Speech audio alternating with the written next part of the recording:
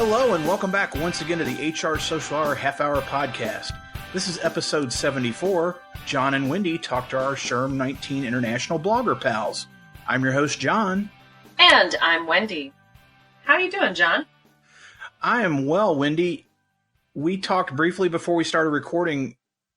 It's been a little while since SHRM 19. We wanted to do I don't want to call it a formal recap, but maybe have a recap that's out there. I know you've written some blog posts. We've had some friends write some things that, as we reflect, even with the bronchitis that I got at the end, I think SHRM 19 was just a phenomenal experience for us. Yes, it was. It was a whirlwind. We got there Saturday and you wanted to have some Chinese, so we put it out there and holy moly, people came out to have dinner with us, which was fantastic.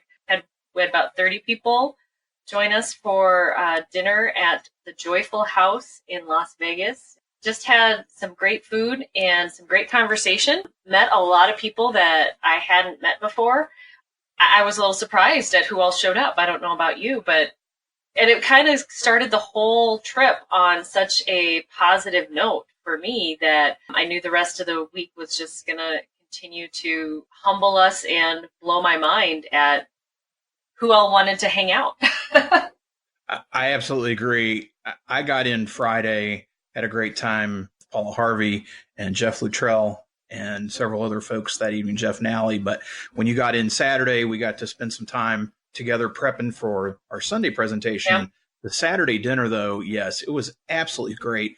The meal, the food itself was tremendous. The company was so great. And you're right, there were people that came that didn't necessarily expect. Some people got in late or ended up missing out. We had a great crowd, great conversations. And then you and I took an excursion after that for cake shakes. That was insane. That was quite a show. And thanks to Tracy Sponenberg for, suggesting that. Great time. Sunday morning was an absolute joy. Yeah. I know we didn't really know what to expect. We are so appreciative of Callie Zippel inviting us to speak to the emerging professionals group. I think, Wendy, I thought it went as well, or if not better than I expected. We didn't know. We didn't know what to expect.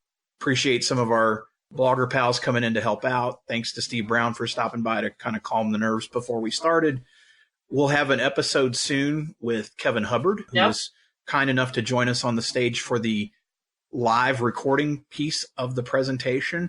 But Wendy, it was very exciting, very humbling again, just to spend time, particularly with an audience that hopefully maybe some of them are listening to this show now, but found us through that presentation was a lot of fun. It really was. And again, just being able to see all those, not young folks, but people new into the profession, a lot of students, and see them get excited about HR. So that was awesome. And, and then trying to get around the convention hall in Las Vegas was interesting. That place is huge, which it has to be.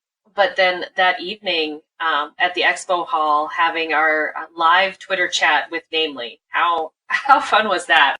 Again, people just showing up, and it was so nice to kind of have one place to see a lot of people and say hello. And I have to say, though, I think that tested, I don't know about you, but it tested my limits of being able to tweet, talk, drink, and hug at the same time. I don't know if I'm quite that multi-dimensional in being able to do all of those, but we did have a great conversation. We had some fun people, or a lot of people join us from away. John Cates was there, of course. He's always there, which is awesome. And Missy and Josh from Minnesota joined us vicariously. So it was a lot of fun to see who was there. And the only downside was I was too tired after that to go around and see who had good stuff. I think the chat itself went as well as it could. Not having tried to produce a chat, moderate a chat while having something live, I'm really excited for how well it went. Mm-hmm. Thanks to some magic behind the scenes, we had all our questions preloaded, and that doesn't hurt. But yes, trying to do all the things you mentioned and take pictures was extremely challenging. Cannot thank Nora and Namely enough thank you for so having much. us at the booth. Their drink was quite the hit. As we've boasted, we do believe we are the only Twitter chat to ever have a drink, and such a setup like that. Absolutely phenomenal time. Great a lot of people stopped by to meet us, old friends and new friends. Yes. People came by because they saw the drink and they wanted, we ran out of drink 30 minutes in, which never would have dreamed, just never would have expected that type of response. And that's good. I agree. Yeah, I spent some time on the floor afterwards, got to see my pals at Career Arc, and went by and stopped by a couple other places that had recommended that we see them. Checked out the folks at Soulwork because they had superhero capes, and I thought that was really, really cool. One of the more fun things that people were handing out this year. Met a few other folks as well, and then obviously did conference type things. Actually went to some sessions Monday, and then Tuesday was another kind of whirlwind because we spent a good portion of the morning recording. We did, and that was a lot of fun recording with Callie. Our third crossover episode with Callie Zippel and on Honest HR, the SHRM podcast. So we recorded an episode with her, and she recorded an episode with us, which was a lot of fun. And now kind of knowing, we have to figure out how to be sure we don't sound like we're on NPR a little bit more, I think. I can't listen to it without picturing us in the awesome sweaters. But I told Callie next time. It was a good learning experience. We're going to talk a little more about audio here in a minute or two. But yes, it was a good learning experience. And then I have to say, Tuesday evening was the unexpected amazement of the week. We were lucky enough, Saturday night for dinner, Eli from True Work had joined us for dinner, and we were talking a bit about the fact that we were looking to have another event, a gathering of sorts, and that we knew there were people that would be interested in having something. And Eli and True Work came through like we couldn't have believed. I don't know what else to say. Absolutely that was stunned awesome. At the response. I would say, Wendy, we had close to 50 people over that period of time at that happy hour too, maybe more. The community that came together, it was really fun to see who was there. People I would have not necessarily expected to come. Very appreciative that they did. Got some great opportunity to talk to folks I hadn't seen in a while. Just a great time. And I know the folks at True Work were really pleased. They seem to be having a great time and meeting a lot of folks. And being a startup, it's a great opportunity to connect with a lot of HR professionals. And I just think all around it was a phenomenal time. Yeah. Again, an unexpected joy. That was definitely not on our map. At least not on mine. No, it wasn't. It was kind of one of those last minute things to say, there were other people that were saying, I don't know what we're going to do Tuesday evening. And hey, why not? And for True Work to come out, they knocked it out of the park. It was a great location, fairly easy to find. Not that anything's easy to find in those hotels with all the casino, but we found it. And thank you, True Work, so much. That was a lot of fun. It says something, Wendy, that we're hosting the event and we were not there first. True. I think we were still running around doing stuff. We were. It was fun. It was a surprise. I think I was trying to get an autograph on a book or something, and well, they started without us, but they kept it going with us. Yes, it really was a lot of fun. It was lots of fun. I think the second big surprise of the week was Wednesday morning when we reconvened with Callie to do a video shoot, not understanding that they made me up and they made you up. Yes. Yeah, I didn't expect that at all. I did get lectured from my husband because I wasn't wearing solid colors. Because if you're going to be on in video, you should wear solid colors. Busy prints don't translate well. And I had to explain I didn't realize what exactly we were going to be doing. I would have dressed entirely differently. But to have that opportunity to talk with Callie again, talking about finding your voice, I think that's kind of becoming our theme, is helping people to find their voice and get out there and talk. And so that was just loads of fun. Yeah, blew my mind. John and I had the first our first makeup experience together, because I've never had my makeup professionally done. And I know it's shocking to everybody out there, but neither has John. The worst part was the hairspray in the beard. If I had known that I needed to trim up, I would have trimmed up. Now, that doesn't mean they wouldn't have used it, but when she pulled they probably that still little tiny would comb have, out, that was the worst part, was just how that felt afterwards. Again, and it's funny because my podcast brethren for my other show got wind of the pictures. They have had a field day with that. I'll bet and so that's been, I'm still living that down. Look forward to sharing that video content once it is available. Yep. They've not put it out yet. Again, we can't thank Callie enough, and we're certainly thinking of her and her current situation and all. Again, just a great conference all around, seeing so many old friends, meeting many new friends, meeting folks that stop by to say hello, that they listen to the show, and we're appreciating what we're doing. Wendy, again, it's always humbling and a joy. And we talked about it a little bit with Callie on her show, that it's still something you don't get used. I still not used to it. I don't ever want to get used to it, because I think it really is something. It is. It's a lot of fun. It's a lot more fun than I thought it would be. Yeah, I kind of hope I don't get used to it. Well, I think we've talked enough about us and SHRM 19, other than we did really enjoy it.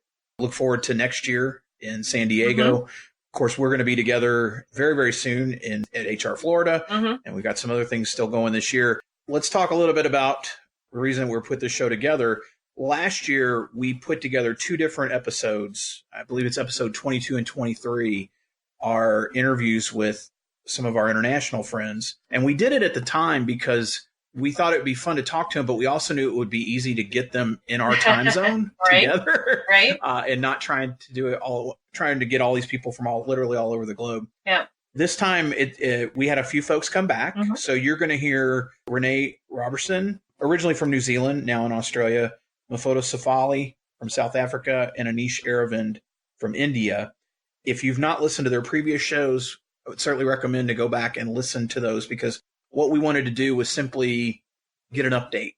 And so these are not our traditional question connection and full-blown interviews. This is more, hey, how you doing? What's going on in your world, and what has changed in the last year. So I think it was a lot of fun to catch up and do that. It was.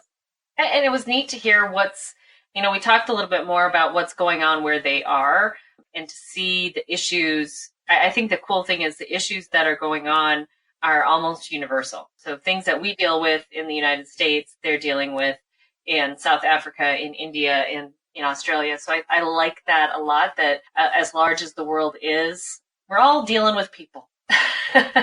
We said it last year, and it still resonates. Yes, it does. That has not changed. Yep. I want to mention audio very quickly.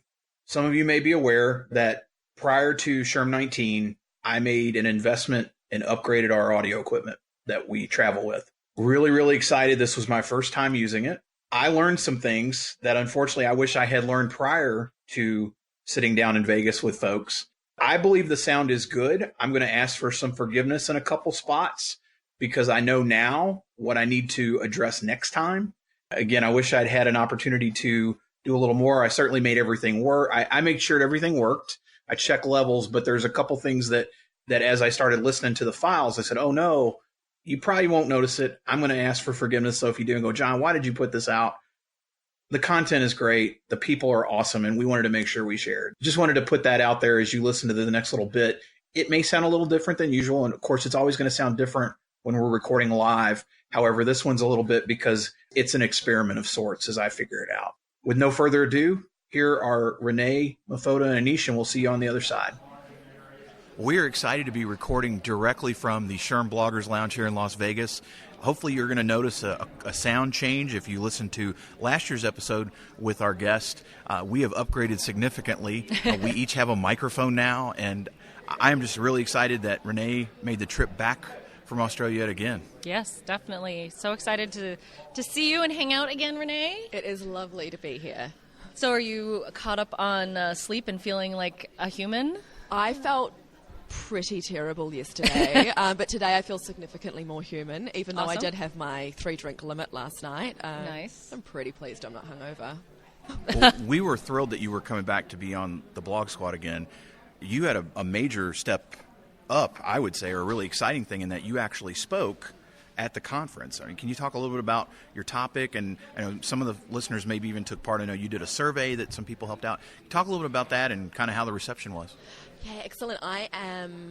I've been doing some speaking around using LinkedIn and Twitter for professional development, and this year came to speak about using that in a global HR context. So thinking about getting out of our heads when we're practicing day-to-day HR and looking at what other people are doing around the world and where you can take lessons from other people.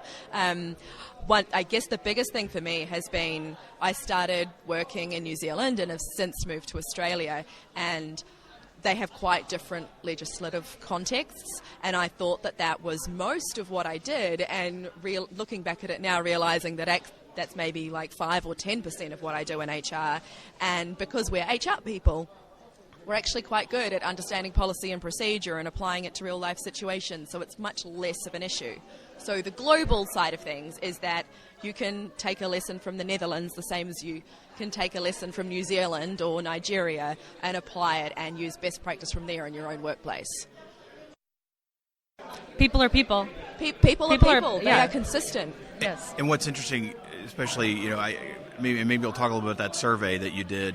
Was that to a global audience that you were, and did you get a lot of global response? Yeah, so I surveyed people in, I think it was November 2018, and asked people via LinkedIn and Twitter and people to share it if they would participate in a survey around how they use how they use social media for professional development themselves and who they admire.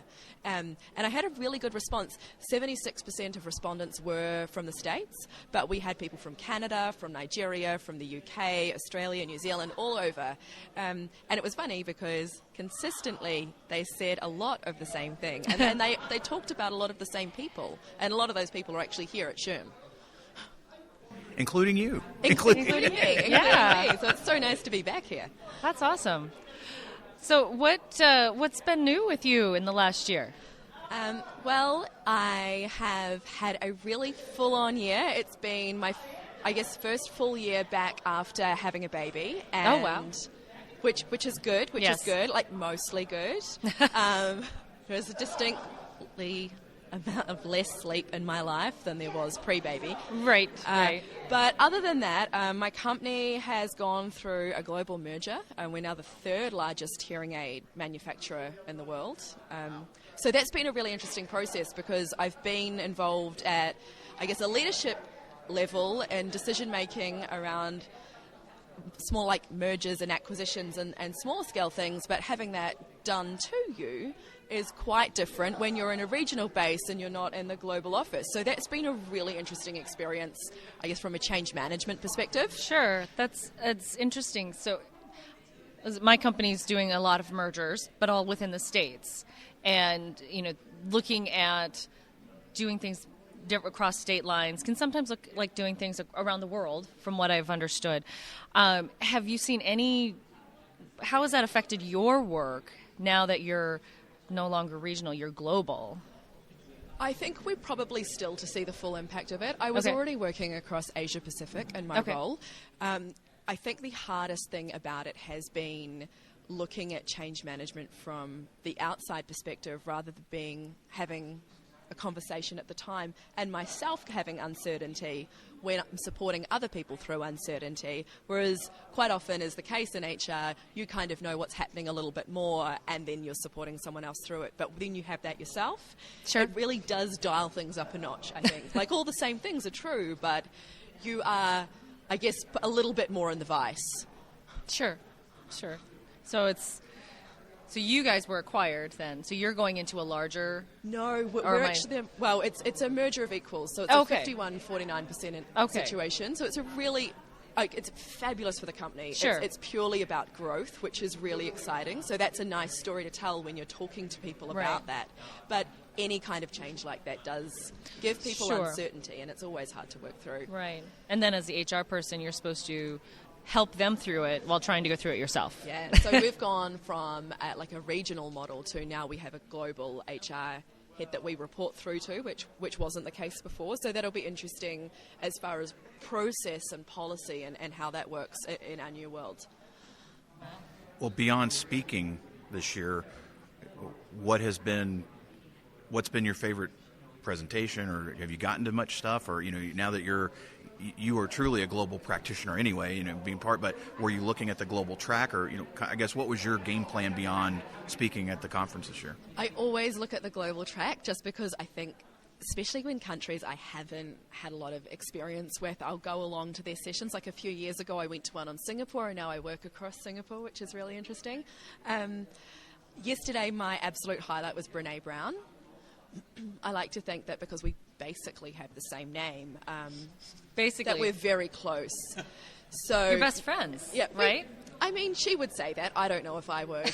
But no, that was really phenomenal. She's an incredible speaker. And yesterday, because I was speaking in the afternoon, I didn't get to as many things as I wanted to go to. But today, I'm really excited. And I'm a bit of a non-planner. Like, I'll have a couple of sessions that I really want to go to, but otherwise it's where the wind takes me, how I feel, checking out whether I feel like something strategic, or last year I got to go to the Ohio and the Illinois state conferences, which was really cool.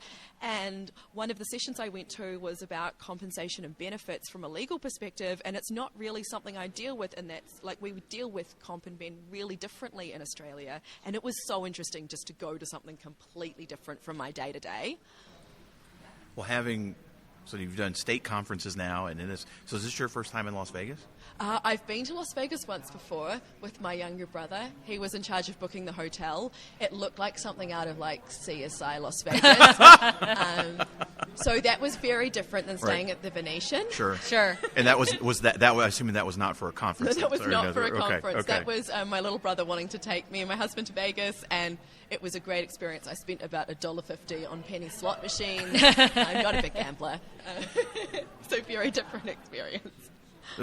Well, you said not much of a planner. Any other big, or I guess anything else you're looking forward to the next day or two, or what are other plans that you have when you're in the States? I'm having a bit of a flying visit at the moment. I think the real highlight for me every time I come here is just speaking to people and having those incidental conversations that you don't even know are about to happen. Like this morning, I was talking to a guy on the bus who was sitting next to me, and he is at a learning management system company and looking at implementing an HRIS, and it was so funny having that conversation with someone who lives in a completely different context than I, completely different organisation, and it's those conversations that I really love when I come here. It just makes you think about stuff that you assumed to be true really differently. Well, Renee, for those that aren't following you already, that maybe didn't hear you last year, that have heard you now and are going to go back and listen to that other show, which I think we talked about this, Wendy, that your episode is the highest downloaded we've ever had. I think it was both the international episodes we did last year were really successful. I think yours was the top. But those that didn't listen, that are now, what's the best way for them to reach you out there? Definitely Twitter. So my handle is Renee Robson, or LinkedIn. But I have a rule on LinkedIn where I always like to respond to people with a note, because you get so many business development contacts on LinkedIn, and I have a really hard time being polite. So I always find it's best that I have a conversation with someone to know what they want before I connect with them there. But definitely Twitter. Didn't I used to say, please personalize your note? You did. I love that. I just think it shows so much respect for the person's time that you're trying to connect with. Like, unless it's someone I'm sitting with and going, I'm connecting with you on LinkedIn now when this is real life, it's so weird not to send a note. I'm so thankful that somebody for the other side of the planet will say the same thing that I did. Thank you for validating that. I don't. I can ignore your email if you're not calling me personally. You're not calling my phone. I don't care. I can delete your message. I get weirdly aggressive about it and can't help but engage. So I need to be careful. If you're gonna be one of those that engages, yeah, you need to be careful. If I don't like what you say, I delete. Well, that was LinkedIn Talk. Yes. So, again, Renee, as always, a pleasure to see you. Yes. I know we'll see you out there on the internets, but wish you well, and we will talk again soon. Thanks so for coming. Me. Welcome back. We are here once again with Mofota Sefali. Mofota joined us last year from South Africa, and Mofota, it's great to see you again. It's been great to keep up, but not only were you back as a blogger and kind of participant in SHRM 19, but you also spoke. Can you talk a little bit about the experience, why you decided to apply, and a little bit about that particular experience speaking? Absolutely. First things first, hello, John. Hello, Wendy. Thank you so much for having me back on HR Social Hour. Yes, this year I was invited back as a blogger, and I was offered the speaking on the Smart Stage opportunity, and I took it up. A little bit of a joke. I put out there on Twitter sometime last year that I wanted to start speaking again. And this is after me seeing people who are speakers really changing people's lives, like especially transformational speakers. They've really made a big impact, and their reach is quite wide. So I thought, let me try and get back into it. I did do drama in high school. My father said, look, I don't think it's something that we want you to do for a living. So so the speaking really comes from the fact that I do love the stage. I do love being on stage, and I do have the gift of the gab. So when Mary Kaler offered me the Smart Stage opportunity, after putting it out on Twitter, and I really joked about it, I said I might, start speaking at my friends' kiddies' parties as an MC and things like that. And I said I really need to build my speaking. And when she offered it to me, I said, it's either I take it or I regret this moment for the rest of my life, because it is something that I want to do. And I was, also an MC, a co-MC at our HR conference at work this year. So I did have a mini platform to practice. So that's how the speaking opportunity came up, and very, very happy to have done that. How was it speaking? You mentioned in your talk, and I love the line, you flew 18 hours to speak for 18 minutes.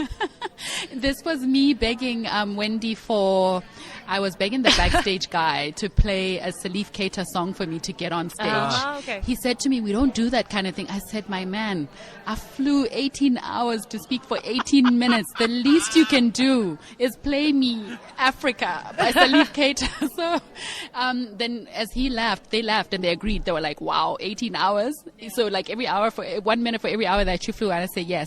So it was an icebreaker for me. I said, and it really was. I mean, I flew from Johannesburg up through Accra, Ghana. We refueled, and then I, touched down in DC. That was an 18-hour flight. It was very long to the East Coast. Then I had to do another 5.5 hours to the West. I took a break in between. But yeah, so dedication, I would like, this opportunity meant that much to me.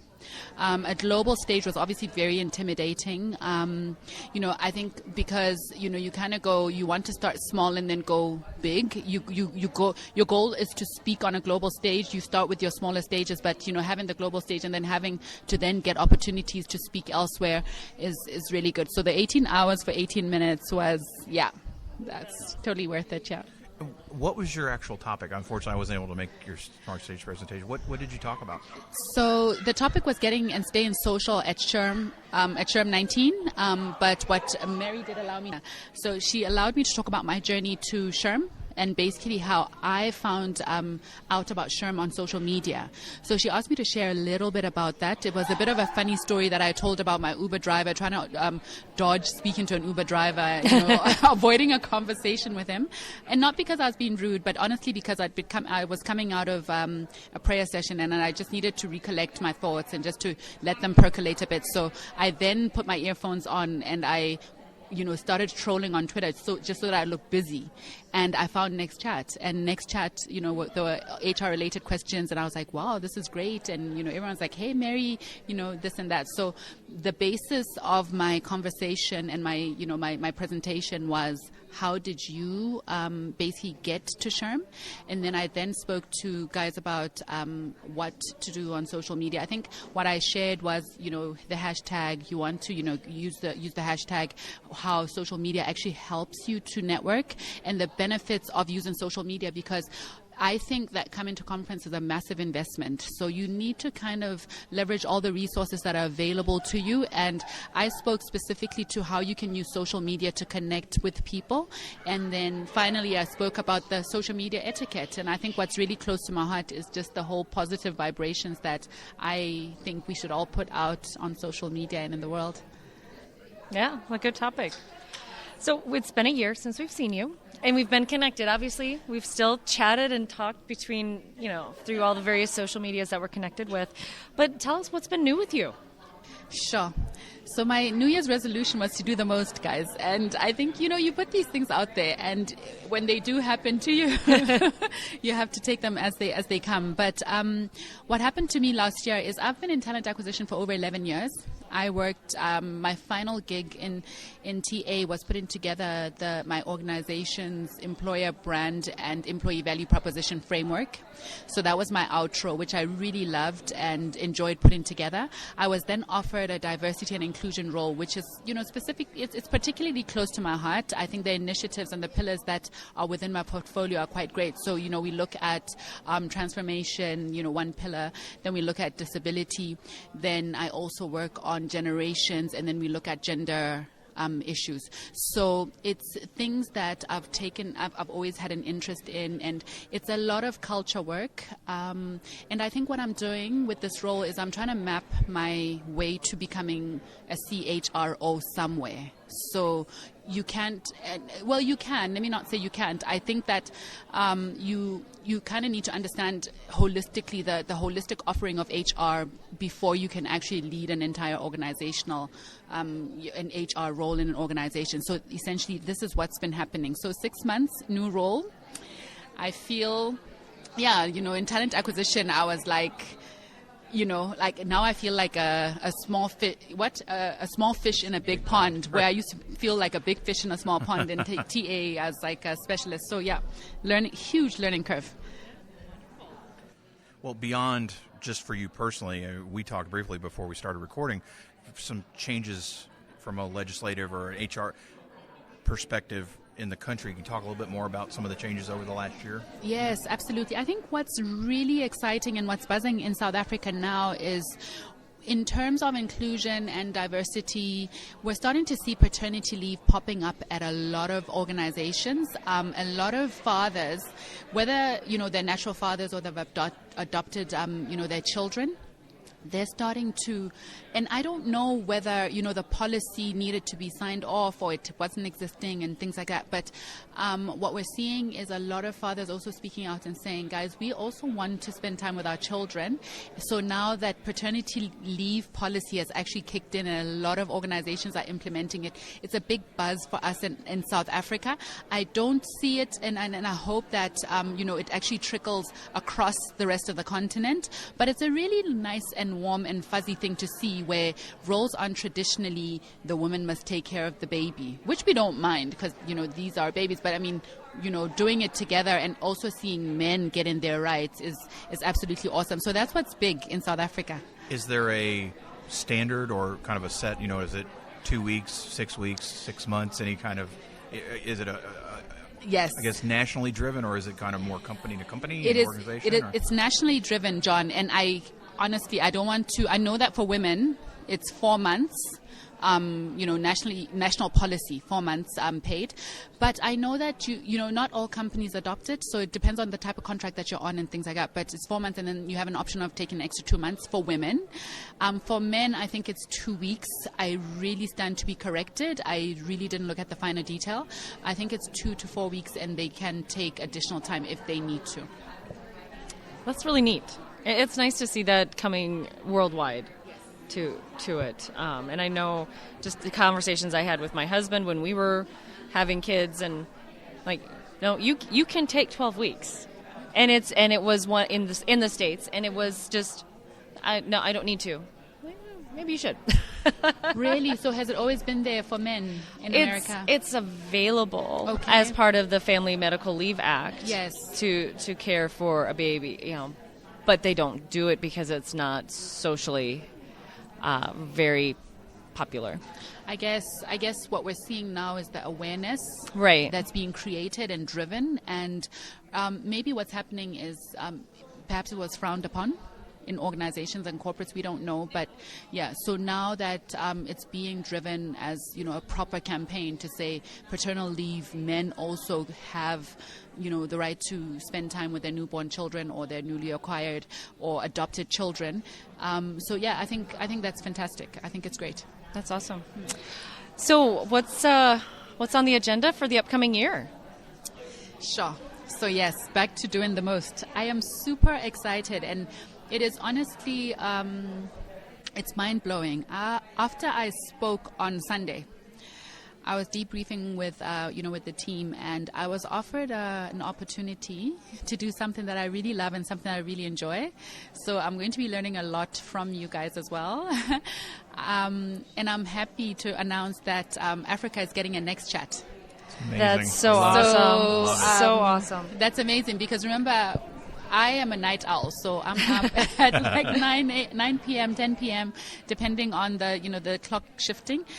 So what we're going to do is we're going to, align with a few people, work with a few organizations, chapters, and we are going to, do some research just to find out what times and what slots would actually suit African people. It's not just going to be a South African thing, and this is what I'm excited about. And I'm actually meeting with the Nigerian delegation. I have a friend from Kenya. I'm trying to get Tanzania on board.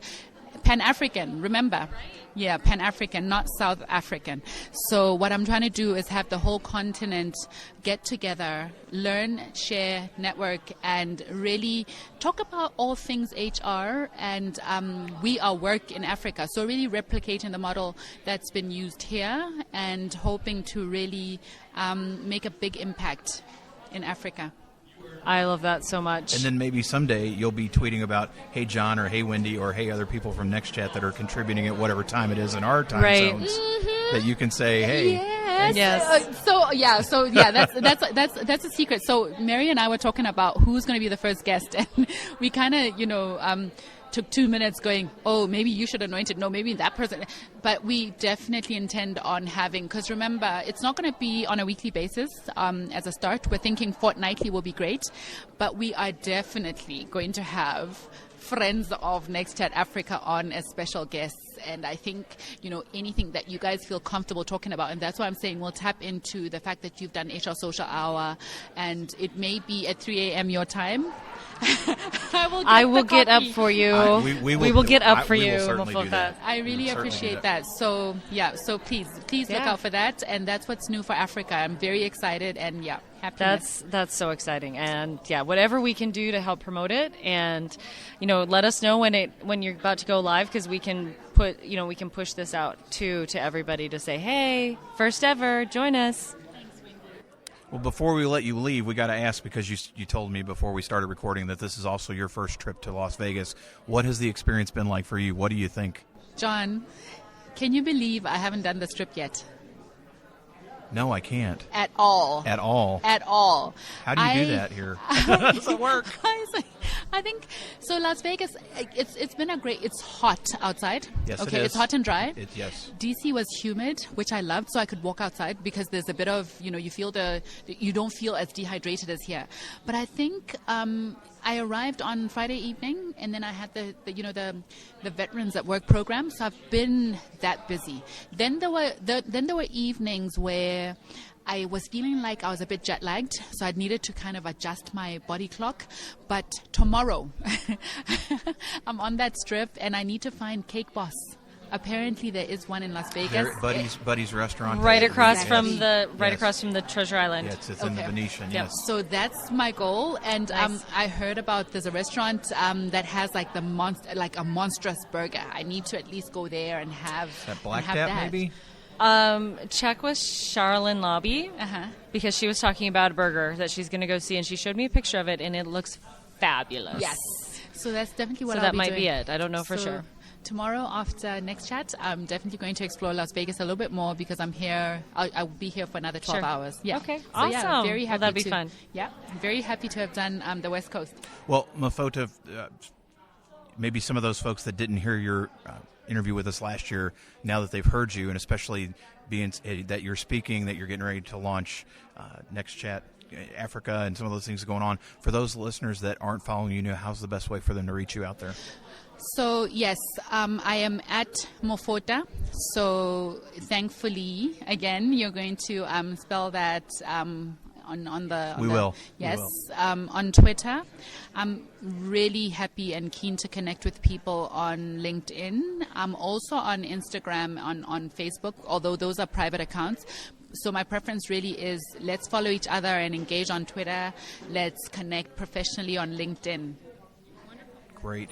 Well, Mofota, again, it was wonderful seeing you, and we wish you all the safest travels home when you wrap up. We hope you we find that burger. Yes. And you find the cake boss. Yes. And we will see you next year.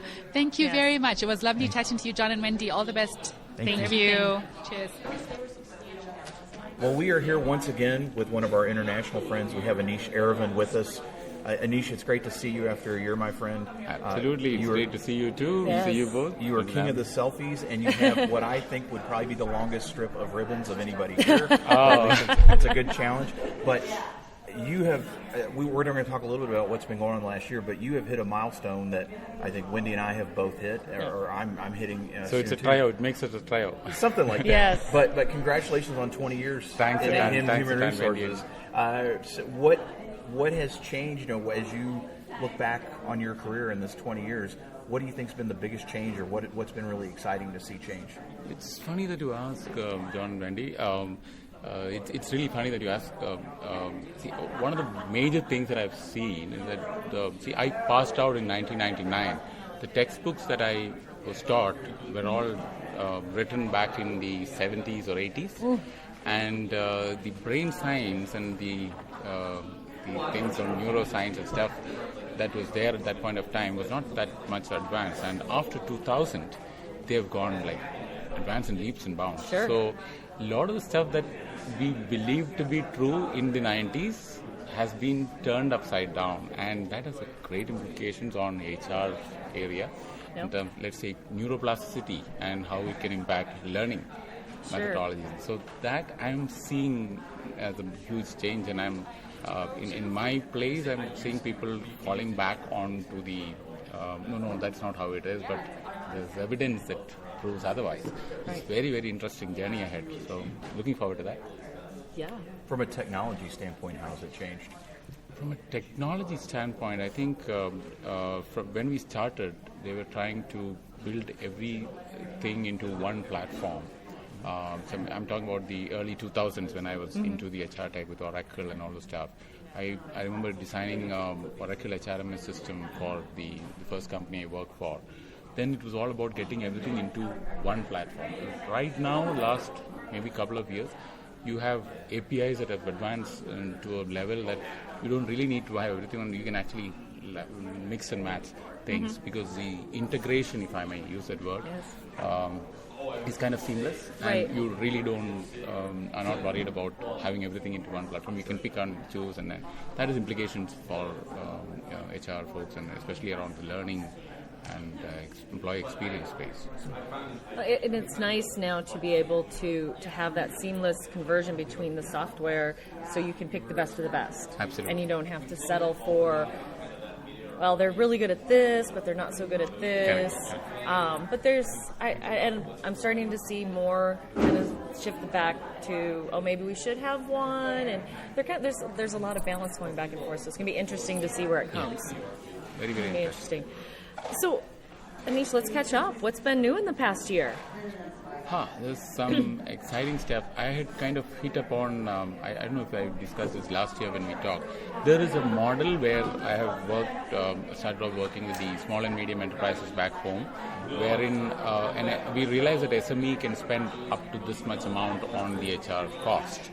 And that meant that if I don't give an offering around that amount of per month, I can't reach out to the SME. So we've hit upon a model where I place a kind of a fresher talent into the SME full time. I go in and support them once a week or twice a week. So that means the overall cost remains, so that depending on because I'm the higher cost in the thing because of experience and all that. So I come in, and that has hit up really well. So I'm in a mode of having to pick and choose clients now. So I can, that's a really thing to do into the 5th year. And of course, 20th year has been very, very exciting.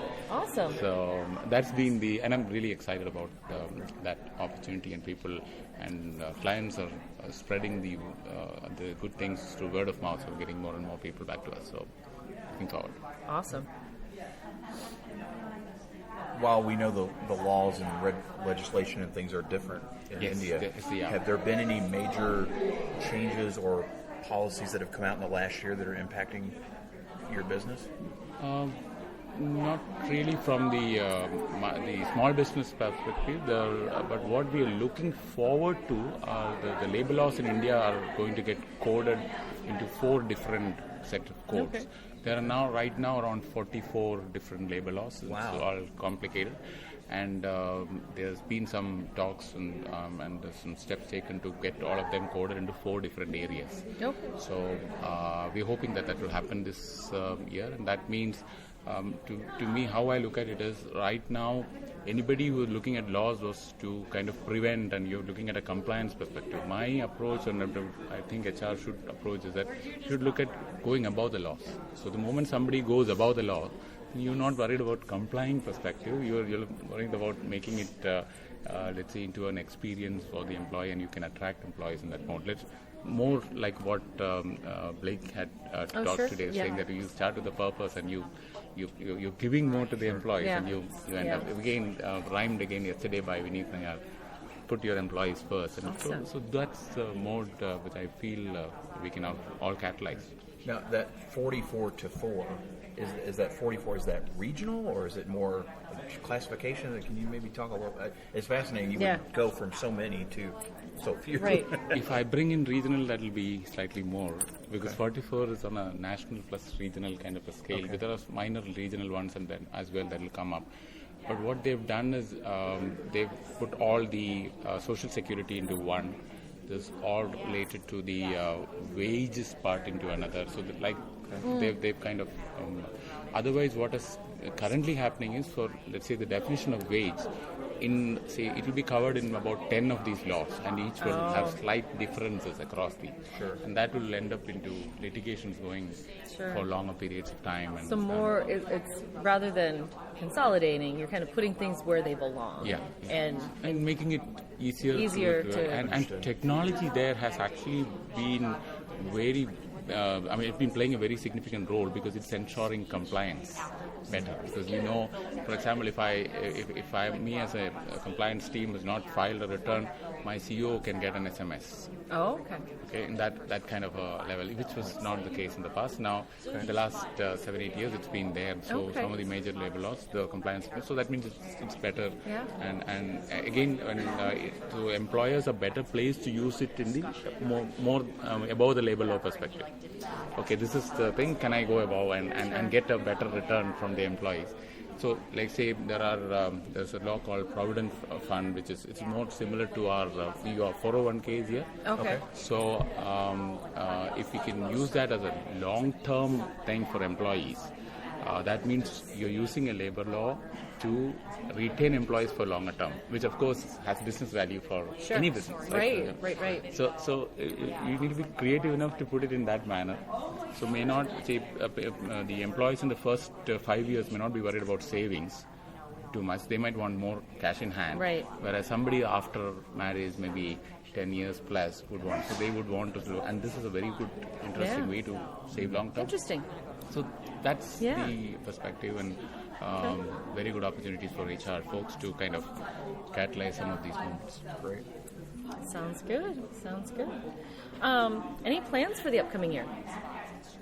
I have HR, of course, this the new piece that will run this year as well. I've been thinking about creating some portions around social media, and because again, thanks to all of you and Shrem India and other places, I've actually been following social media and the possibilities for the last 5 years or so. I've hit upon an area where we can use content for generating results for any business. Okay. So I want to put it out as a model where suppose John Wendy has a particular result in mind. I come in and say, okay, I will take a retainer cost for giving you my time, but I take the majority of the cost, let's say 75 to 80% of the cost, after I give you that result. Oh, okay. How does it sound? Yeah, it's interesting. So it's kind of irresistible from a digital perspective, because right now a lot of the folks on digital marketing would say, okay, you give me the money first and then I'll do this. So I mean, this may not sound HR as such, but it's something which I've been following and I feel. Yeah. And to me, I want to start off with, and in the last couple of years, I piloted it with some of my existing clients around employee engagement and also attracting talent. Okay. And it has started generating results. Great. Like for example, if you want a client of mine want 100 people to be hired, maybe 25 of them is hired through their own content via social media. So I help them generate the popularity for their purpose across the social channels using employee advocates as the content provider. So you're not kind of outsourcing that. So it's Wow. a 2-3. So that's something that I've maybe I've not risked going about, and with this next year I'm going to I'm ready, I think. Awesome. Well, we can't let you leave without asking about Vegas. Yep. How has the conference been, and have you been to Las Vegas before, or kind of what's your experience been like? Yeah, I've been to Vegas in 2015 for the Shrimp for the conference. Shrimp Yes, that was an exciting time as well. I met Marcus Buckingham and all those people then. Okay. So this is the second visit, so I kind of knew the place. So I think I knew what all I could do. I mean, it should concentrate on. So spent a lot of time with the bloggers this time. Got into a lot of good conversations. Good. So I had marked my sessions thanks to the Shrem app. Let's say, okay, general sessions. I was really looking forward to listen to Renee Brown, and that was a mind-blowing session. And there were a lot of things I was tweeting, and I'll maybe go back and make a blog post about that. So I think it was conversations that I was able to start off from this, starting off from the Bloggers Lodge, but then extending across to the other areas. So it was really exciting. And of course the after parties in the evening, of course, I mean, and those were exciting as well. So really, of course, I'm sorry to have missed the social hour piece, but looking forward to it next year. Yeah, so it was very good, very good. Wonderful. Well, Anish, again, we're thrilled to be able to spend some time together, and maybe there might be some listeners to this episode that didn't hear you last year. How do they reach you out there on social media? And you are very findable on social media. You're probably the most photographed HR professional I know. Thank you. What's the best way for them to reach you out there? For me, Twitter is the best way to reach me on Instagram. I've been toying around for some time, especially because of the pictures. Yeah, because even my wildlife photography pictures also get into Instagram. So and LinkedIn has been the next one, and then Facebook. So Twitter, Instagram, Facebook, LinkedIn is a place, and of course Google. Once they get the name, they should get to me. Well, we'll put them in the show notes, so they don't have to look too hard. Thanks. But again, my friend, it's great to see you. We wish you safe travels home, and we'll see you next year. Thanks, Atan. You've been great, and I look forward to following you all and hearing exciting stuff from the two of you. Thank you. Thanks. All the best. Wendy, absolutely a joy to talk to all of our friends and, again, learn from them, learn that things are not so much different regardless of where we are. I'm really excited for a couple things that they talked about, particularly Mofota with Next Chat Africa. I think that just sounds like a tremendous opportunity, and hopefully we can support her as best we can. And I know Anish has some social media content things that hopefully we can help with as well. And it's a tremendous amount of fun, as always. Yes, it was. Definitely loved catching up with them. Keep an eye out because we'll be promoting Next Chat Africa for sure. Well, Wendy, they shared their contact information in their individual interviews. What's the best way for the listeners to find you out there? Best way to find me is always on my blog, mydailyjourney.com. Daily is D as in dog, AILEY. And of course, the fourth Sunday of each month on Twitter as part of our monthly Twitter chat. 7 p.m. HR Social Hour is the hashtag. How about you? Easiest way to find me, hrsocialhourpodcast.podbean.com. You go to the left-hand top side of the screen, you'll see 3 little lines. Open that up. You'll get access to all my social media accounts. You can also find previous episodes like episode 22 and 23 with the international friends from last year. If you've not listened to those shows, highly recommend that you do. It's a great opportunity to get to know people in a different way. And while we know things are not that much different, hearing some of the things that they're into and such was a tremendous amount of fun. And while you're there, make sure you rate, review. You can follow us. Anything you can do to help boost the signal, we always appreciate. Wendy, just I think a great way to cap off SHRM 19. And so for the HR Social Hour Half Hour Podcast, I'm John. And I'm Wendy. And as always, be sure to connect, give back, and network. Take care, everybody. We'll see you soon.